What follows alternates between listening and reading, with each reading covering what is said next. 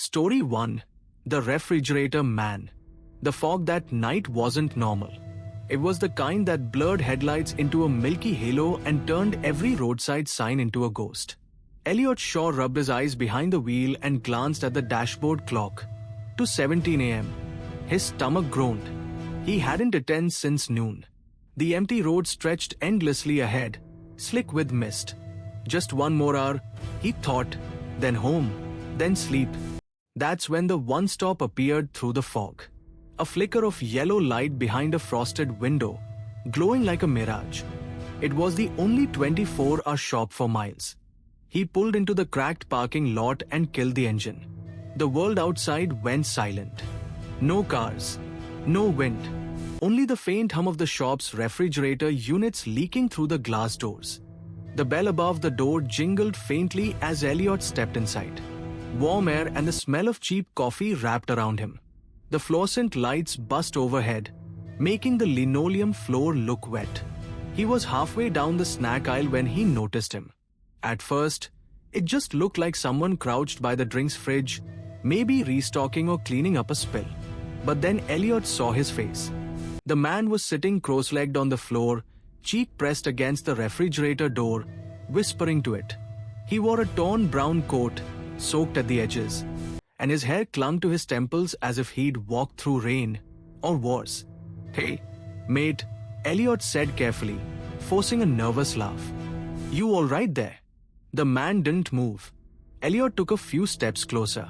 The whispering was rapid, almost frantic, like someone praying too fast to breathe. He could make out fragments. "Not cold enough. They said I could stay. It hums back. You hear it too, don't you?" Then the man's head twitched sharply to the side. His eyes opened, wide, bloodshot, glassy. And for a second Elliot thought he was looking at his reflection. Until the man smiled. It wasn't a human smile. It was too slow, stretching the lips until they cracked. A thin thread of blood ran down his chin. Elliot dropped the snack he was holding. "Okay, I'm gonna, get someone."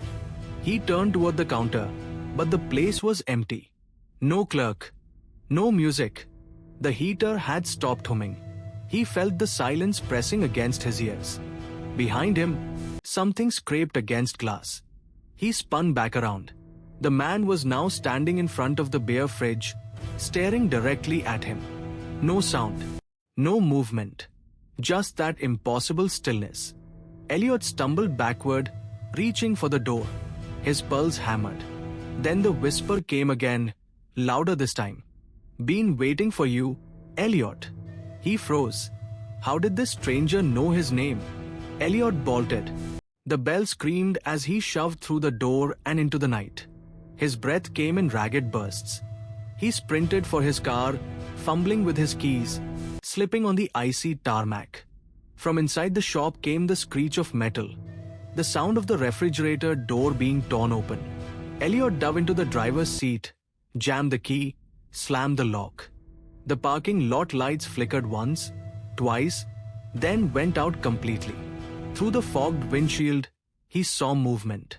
A dark shape burst through the shop door. The man in the brown coat, sprinting toward him, head jerking with every step like a marionette. Behind him, the refrigerator lights blinked wildly, flickering like strobe lights in the mist. Jesus Christ! Elliot floored the accelerator. Tires squealed, snow sprayed, and the car shot forward onto the main road. In his mirror, he saw twin headlights flare to life, an old rusted pickup truck pulling out of the lot after him. The chase began. The fog swallowed the highway in both directions. Elliot's heart thudded as the pickup closed in, its single working headlight swinging wildly. It rammed him once, hard enough to shake the car. Another hit. Metal screamed. Elliot's speedometer climbed. 120 kilometers per hour, 130 kilometers per hour, 140. The steering wheel trembled under his grip. "Stop!" he shouted uselessly, as if the man could hear him. The next impact sent the back of his car fishtailing. Elliot fought the skid, headlights blurring across endless white road. He slammed the brakes. The car spun. The world tilted sideways. Through the spinning blur, he saw the pickup swerve, tires shrieking. Then everything stopped. Elliot's car came to rest half across the central line, steam hissing from the bonnet. The pickup idled 30 meters back, engine growling low. He could see the man's silhouette in the cab, perfectly still. "Please," Elliot whispered. "Just stop." The figure tilted its head and smiled, or maybe that was the light catching wrong. Then the truck accelerated. Elliot slammed into gear. There was no time to think. He yanked the wheel, swung into the oncoming lane, just as a massive lorry roared out of the fog. The impact sounded like the sky cracking open. Metal crumpled, glass exploded, and the truck spun off the road in a storm of debris and sparks. Elliot's car spun too, but he managed to keep control, swerving onto the shoulder. Then silence, just the ticking of his hazard lights. He stumbled out, shaking, calling for help that no one could hear. The fog swallowed everything. The lorry driver climbed out, dazed but alive. They searched the wreckage of the pickup together. Inside, there was no one, no body, no blood, only a brown coat, shredded and soaked through with something dark. It smelled faintly of iron and cold beer. 2 days later, Elliot sat in a small police office in York, hands wrapped around a mug of instant coffee gone cold. An officer slid a tablet toward him. CCTV footage from the one stop. "There," Elliot said, pointing. "That's him." He was right there, by the fridge. The officer frowned. "Mr. Shaw, look closely." The footage showed Elliot walking into the store, looking around, moving toward the fridges. Then suddenly panicking, running out alone. There was no man in the aisle. No one near the fridges. Just empty space. Elliot stared at the screen, his breath catching. "But he spoke to me," he whispered. "He said my name." The officer didn't reply. He just turned the tablet back around and pressed play again. Something flickered near the end, barely visible in the reflection of the glass door as Elliot fled the shop. A shape, vague, shadowed, crouched against the inside of the refrigerator door. When the footage froze, Elliot could almost see his own face staring back from inside the fridge glass, mouth open in a silent whisper. That night, he tried not to think about it. But when he opened his own refrigerator at home, the light flickered strangely. He stood there in the dark kitchen, holding his breath. For just a moment, he thought he heard something. A faint whisper under the hum of the cooling fan. "It's cold enough now." Story 2. The Red Hatchback Trap.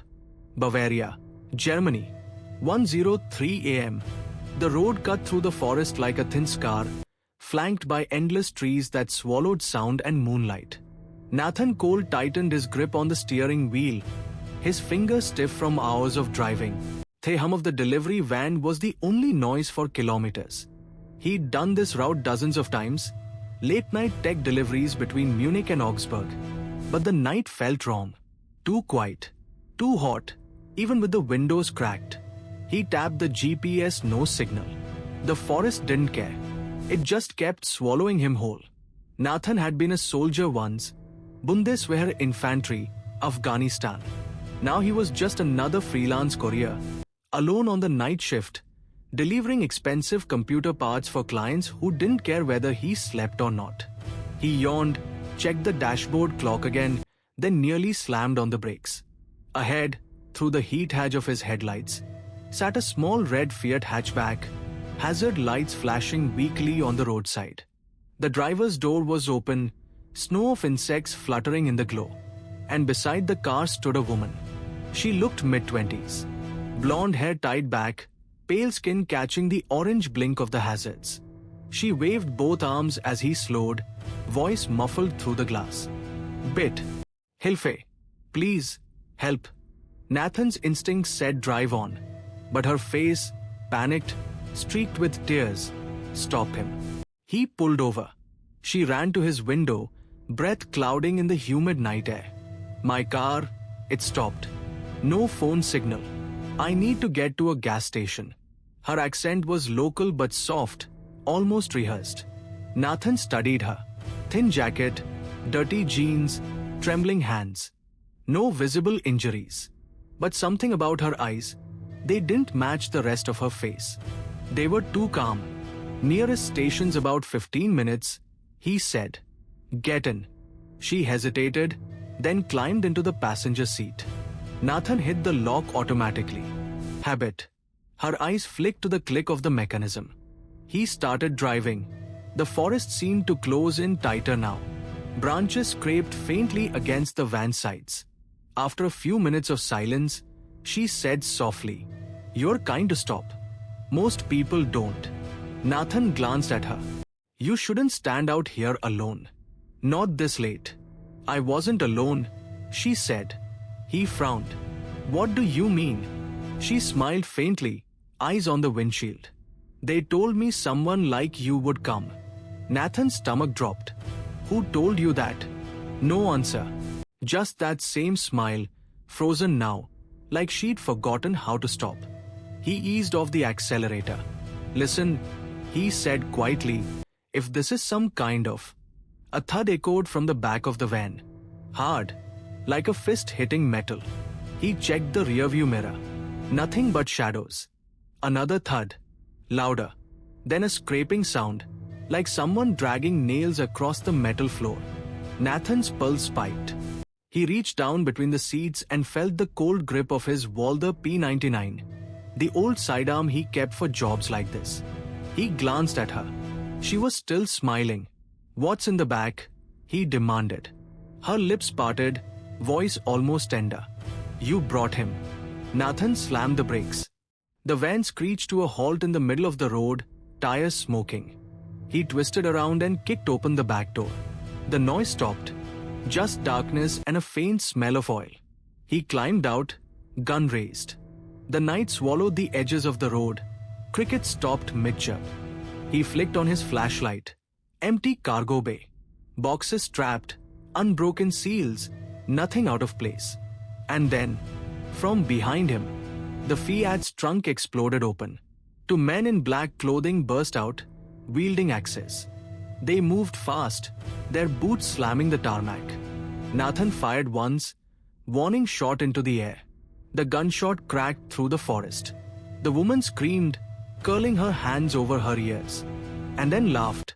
"Run, Nathan," she shrieked. "They like it when you run." Adrenaline surged. He dove back into the driver's seat, slammed the gear, and floored it. The van lurched forward, fishtailing on the asphalt.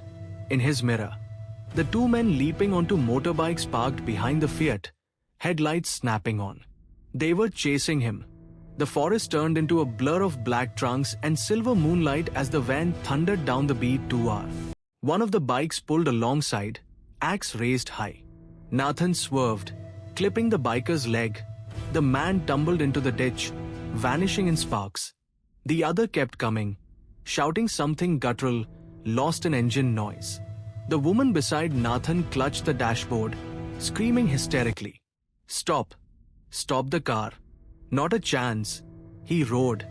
The biker hurled his axe. It spun end over end and crashed through the windshield, spider webbing the glass. Shards cut across Nathan's cheek as he gritted his teeth, blood blurring his vision. The woman turned toward him, suddenly calm again. "You shouldn't have stopped." Nathan yanked the wheel, hitting the second biker with the van's corner. The impact flung the man sideways, crunching into the guardrail. The bike exploded in sparks. He didn't stop driving. The road ahead curved sharply. And through the cracked glass, Nathan saw the faint glow of a gas station sign in the distance. He pressed harder. The van roared into the empty station lot, tires screaming. Neon buzzed overhead, casting green light over the pumps. Nathan slammed the brakes, breathing hard, sweat running down his neck.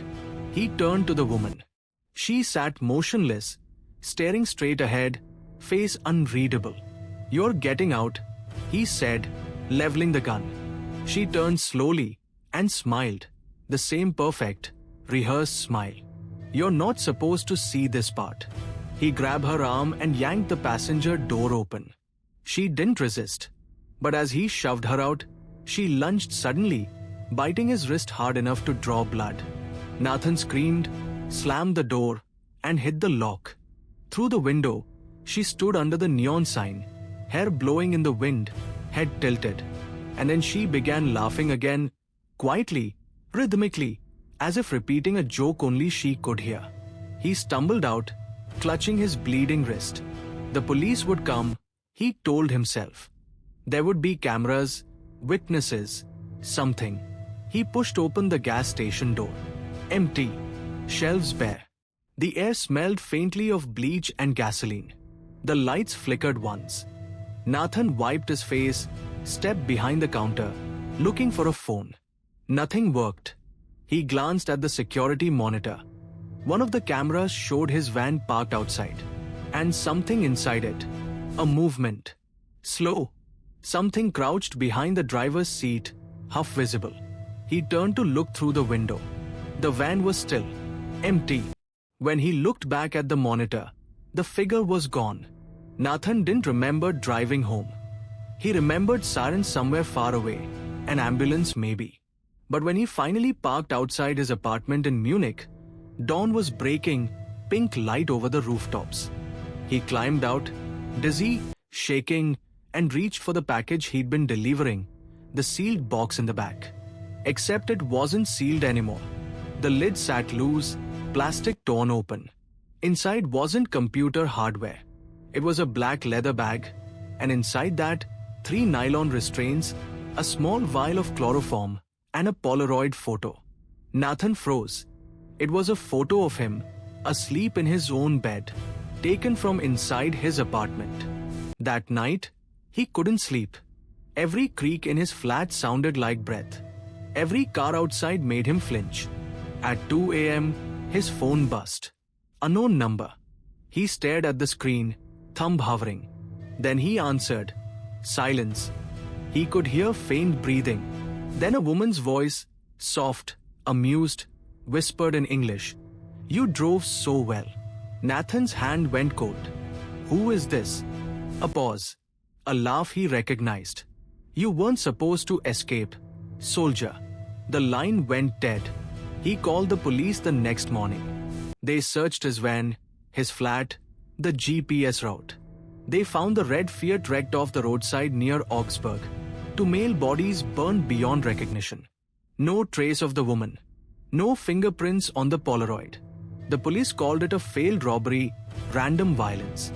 But Nathan knew better. When he got his van back from impound, there was something smeared faintly on the inside of the windshield, a handprint, drawn in dried blood. 5 letters traced below it. Drive. Story 3. The bathroom ghost. Snow fell so thick it seemed to erase the world. The headlights of the Subaru could barely cut through the curtain of white as it crawled up Highway 11, tires crunching over ice. Amelia Harper rubbed her gloved hands together and leaned toward the dashboard heater, but the air coming out was barely warm. James drove in silence, his face pale in the blue dashboard glow.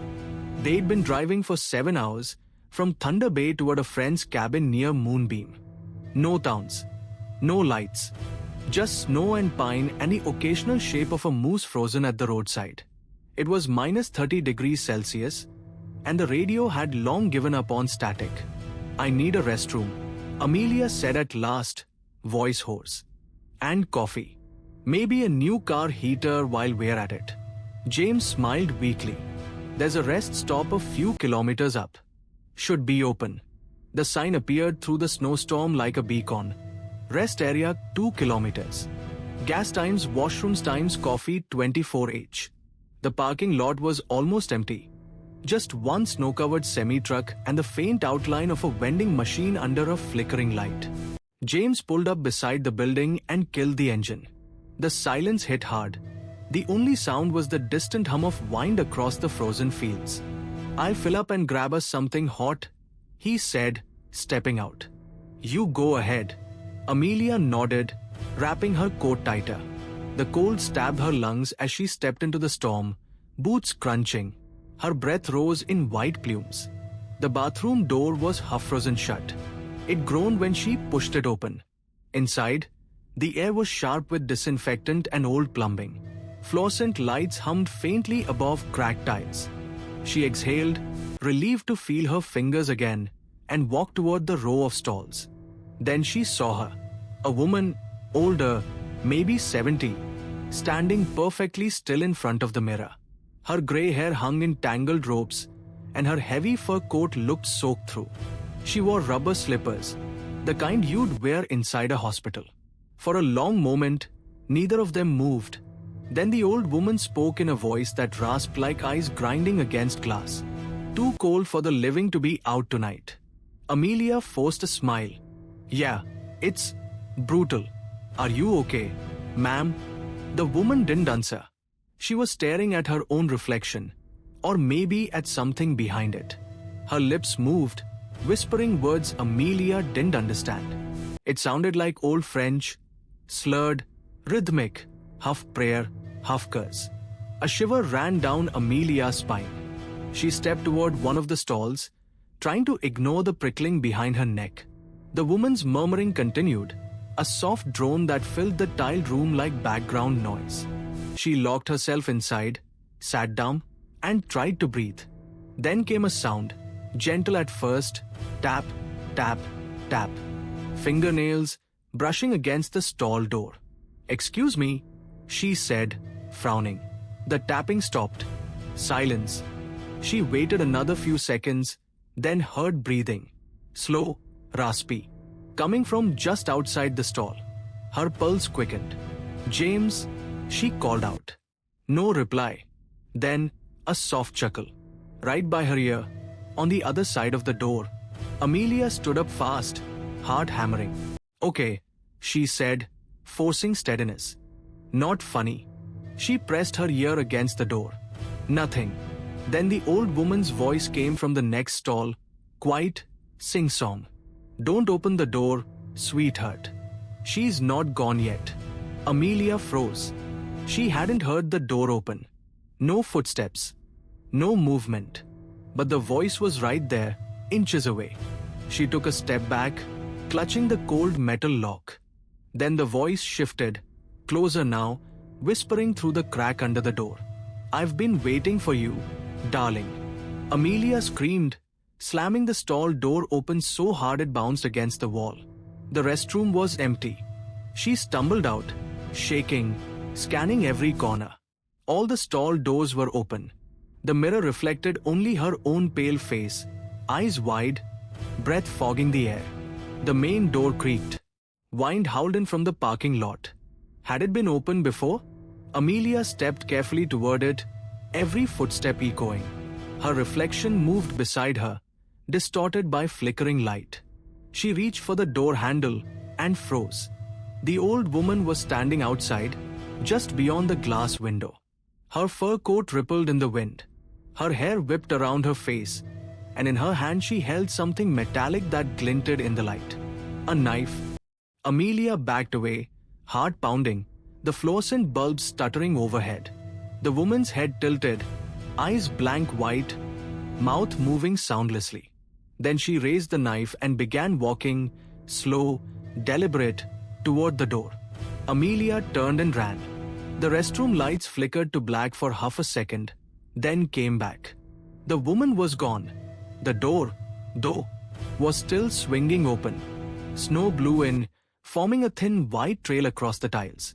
Amelia burst outside into the storm. James, she screamed.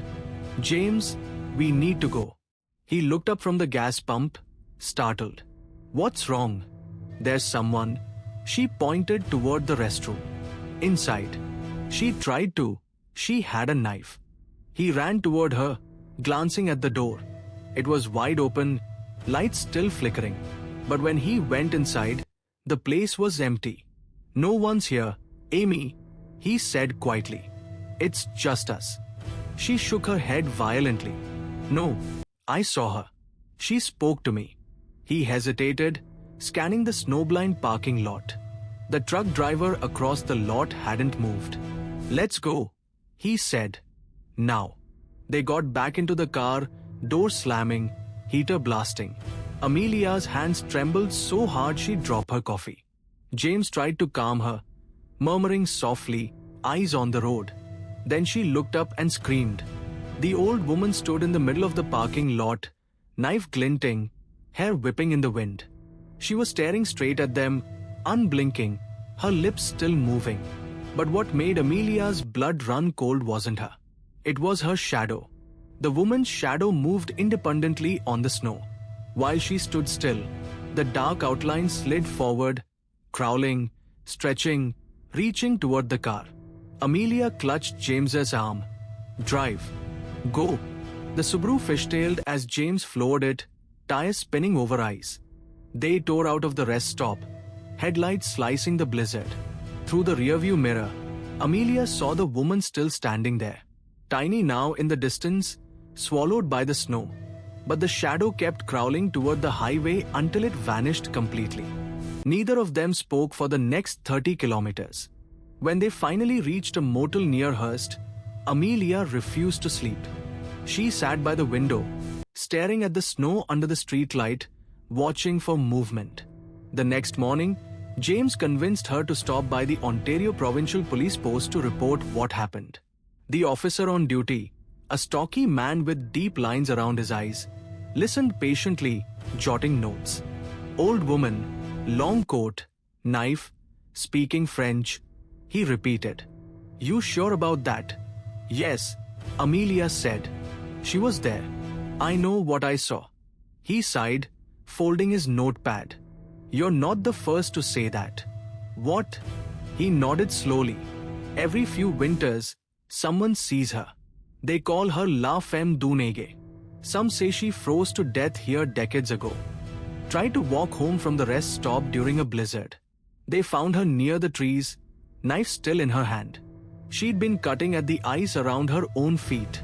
Amelia felt the blood drain from her face. "That's impossible." The officer shrugged. "Maybe.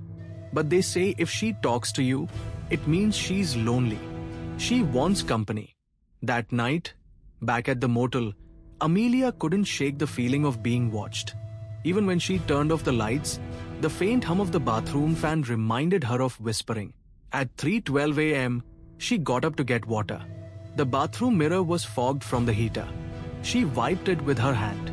For a second, she thought she saw her own reflection smiling, though her real face wasn't. Then she noticed the frost on the window. Someone had drawn a small heart in it. And below, written in shaky letters, "I've been waiting for you, darling." Story 4. The White Van on I-80. The snow never seemed to stop in Hokkaido.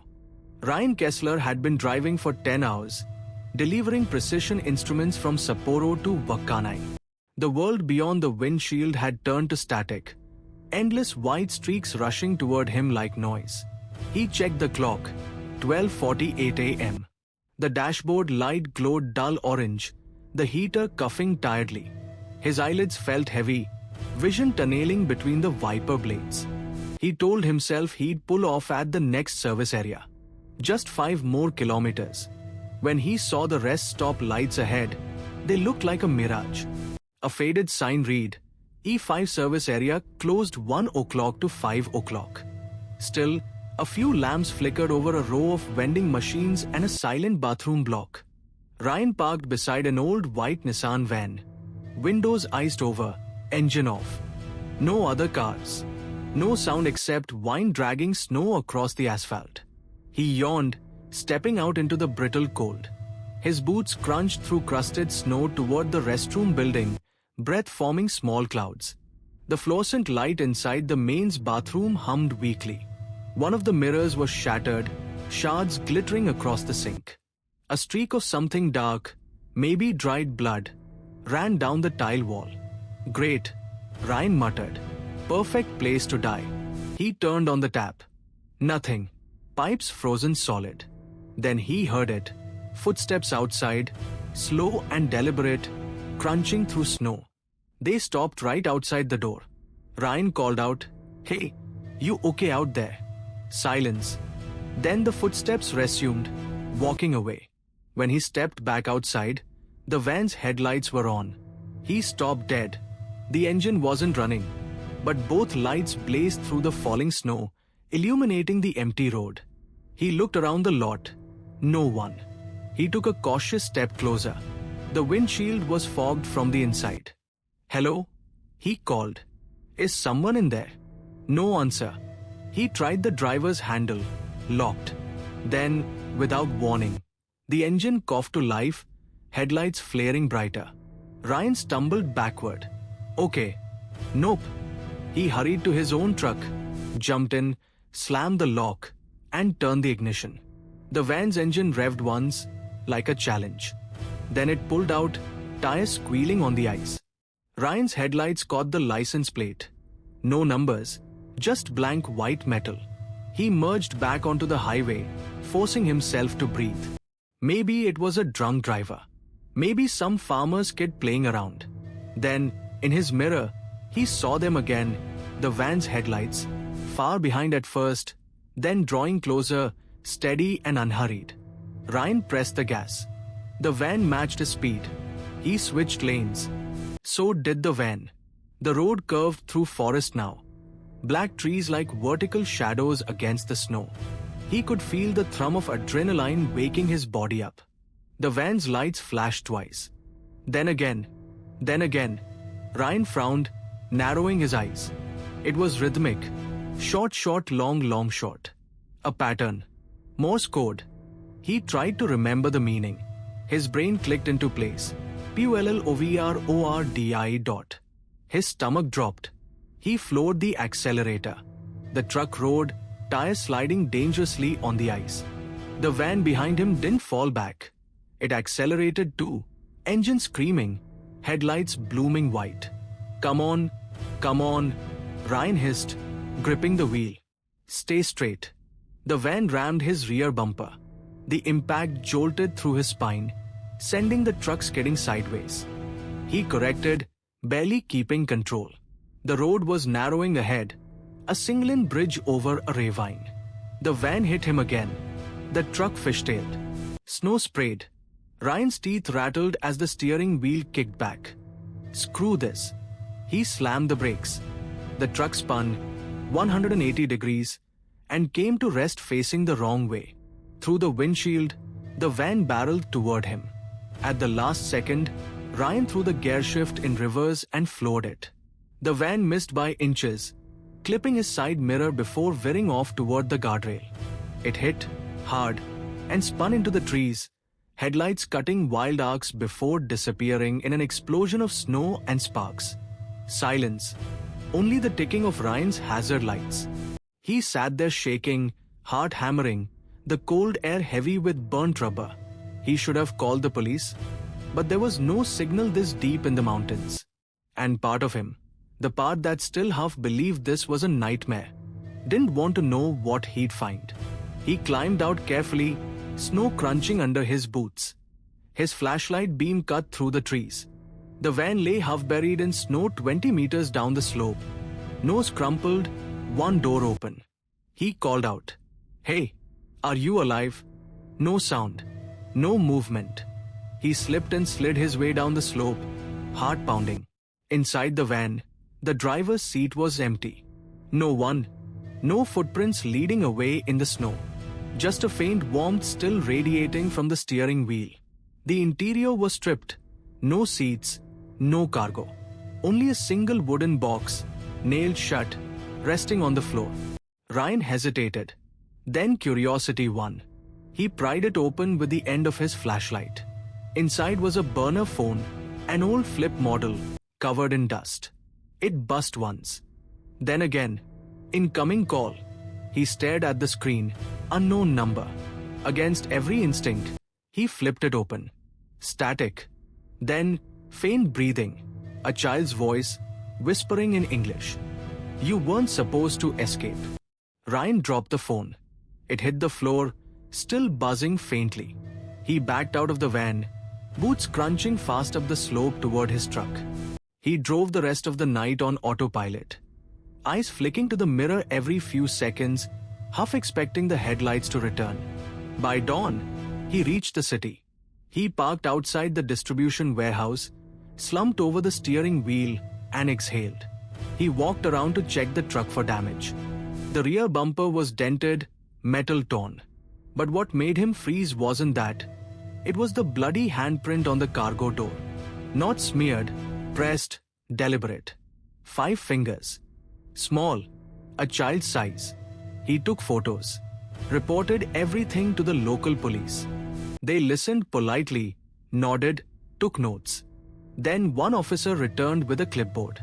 "Mr. Kessler," he said, "there's no record of a van accident last night. Nothing on E5. And your dashcam footage." He held up the SD card, blank. "It's empty." "That's impossible," Ryan said. "It recorded." The officer shook his head. Maybe snow damaged it.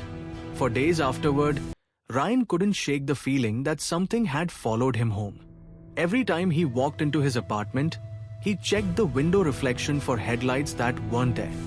Every night, he woke around the same time to 17 a.m. to the faint sound of an engine idling outside. On the third night, he finally gathered the courage to look. He pulled back the curtain.